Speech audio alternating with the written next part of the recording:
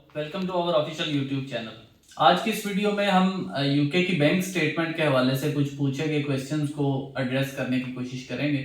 उसमें दो तरह के क्वेश्चंस आ रहे हैं, तो कि किन किन बैंक्स की बैंक स्टेटमेंट जो है वो वैलिड है। दूसरा, क्या हम अपने नाम पे बैंक स्टेटमेंट रखें या अपने पेरेंट्स के में से किसी के नाम पे रखें, तो उनको किस तरह से करना चाहिए। तो सबसे पहले तो हम इसमें जो वैलिड बैंक्स की बात करते हैं, जैसा कि प्रीवियस इसमें यूकेवीए की तरफ से एक इशू हुई थी रिपोर्ट, जिसमें बताया गया था कि इन बैंक्स की जो फेक डॉक्यूमेंटेशन है वो हमें रिसीव हुई है, लेकिन उसके बाद उन बैंक्स पे कोई पाबंदी नहीं लगी, ना ही उन बैंक्स को उन्होंने ब्लैकलिस्ट किया है, वो स्टिल इंटैक्ट हैं। सिर्फ उसमें ये है कि आपके अगर वहां पे बैंक स्टेटमेंट रखते हैं तो वेरिफिकेशन अब नॉर्मली भी जो है वो हेड ऑफिस से कर रहे हैं यूकेवीआई वाले, तो उसमें इस इशू को वो स्क्रूटनाइज ज्यादा करते हैं उन बैंक्स को। बहरहाल उनको ब्लैक लिस्ट या उनकी बैंक स्टेटमेंट अगर किसी ने लगाई है तो उसका वीजा नहीं लगेगा। ये बात अभी तक ना तो कोई इस तरह का कोई वीजा रिफ्यूज हुआ है और ना ही कोई ऑफिशियल इसकी कोई स्टेटमेंट है। तो आप किसी भी बैंक में जो स्टेट बैंक ऑफ पाकिस्तान से रजिस्टर्ड है, आप उनमें से बैंक अपने रख सकते हैं। दूसरी अगर हम बात करें तो कि अपने नाम पे रखें या फादर के नाम पे या मदर के नाम पे, तो देन उसमें रिकमेंडेड ये है कि अगर आप डिग्री लेवल से अबाव पोस्ट ग्रेड में पढ़ रहे हैं या उसमें एडमिशन लेना चाह रहे हैं, तो आपको रिकमेंडेड है कि आप अपने नाम पे बैंक स्टेटमेंट रखें।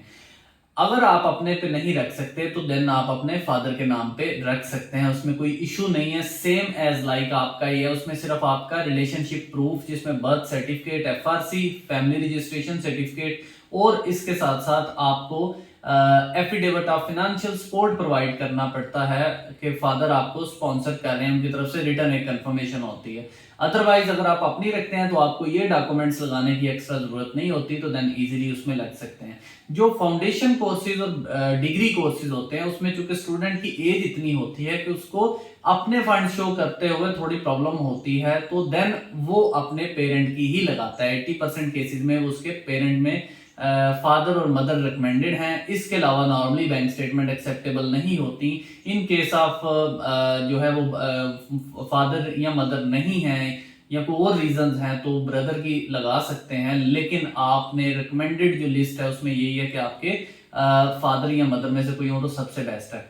तो उसका भी प्रोसीजर सेम ही होता है कि आपने स्टेटमेंट्स उनकी तरफ से आनी होती हैं और आप उसको शो करवा सकते हैं। अगर आप अपने अकाउंट में भी रखते हैं, even if you are foundation and below degree courses student, then उसमें भी कोई इशू नहीं है। उसमें फिर आपके अकाउंट में पेमेंट आ जाती है या रख देते हैं आपके पेरेंट्स और आप उसके अपनी बैंक स्टेटमेंट के तौर पे लगा देते हैं। उसमें मैक्सिमम ये होता है कि आपको कोई सोर्स ऑफ इनकम या पेमेंट प्रूफ का पूछ सकता है यूकेवीआई वाले कि जनाब बताएं ये पैसे कहाँ से आए, तो आप उनमें अपने फादर का जो है वो इनकम सोर्स डिक्लेयर करते हैं, फादर की ट्रांजेक्शन को दिखा सकते हैं कि उनके अकाउंट से ट्रांजेक्शन हुई है या मेरे ये पेमेंट्स फादर से बिलोंग कर रही है तो उन्होंने ही भेजी है, तो ये आप उसको मेंशन कर सकते हैं। अदरवाइज इसमें भी कोई प्रॉब्लम नहीं है। तो कोशिश करें आपका जो डिग्री लेवल या जो चीज़ है उसके अकॉर्डिंगली अपनी बैंक स्टेटमेंट को रखें।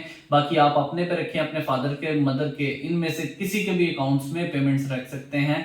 अगर फादर और मदर का ज्वाइंट अकाउंट है तो देन आपने उन दोनों की तरफ से जो है वो स्पॉन्सर साइन करवाना जरूरी है। ऐसा नहीं है कि सिर्फ फादर कर दे और मदर ना करे तो देन वो इनवैलिड हो जाएगा, ये ख्याल रखना है। कुछ लोग ज्वाइंट पेरेंट के अकाउंट्स लगाते हैं और उसमें सिर्फ अथॉरिटी के लिए वो एक बंदे का सिर्फ सिग्नेचर नहीं रिक्वायर्ड, वो दोनों के रिक्वायर्ड है।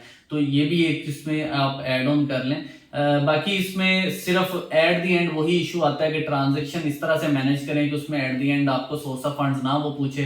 अगर वो पूछे भी तो आपके पास होना चाहिए ये कहाँ से पेमेंट आई है, उसका आप कोई ना कोई सोर्स प्रोड्यूस करना है आपने। वो आप कर सकते हैं कोई प्लॉट सेल करके, कोई और चीज सेल करके, या कहीं से कोई मंथली इनकम आ रही है फादर की कोई अच्छी हैंडसम, तो उसके साथ अगर वो मैनेज होती है तो आप उसको कर सकते हैं। बहरहाल इस हवाले से अगर आपका कोई और भी क्वेश्चन हो तो आप हमें कमेंट में या इनबॉक्स में पूछ सकते हैं। Thank you so much.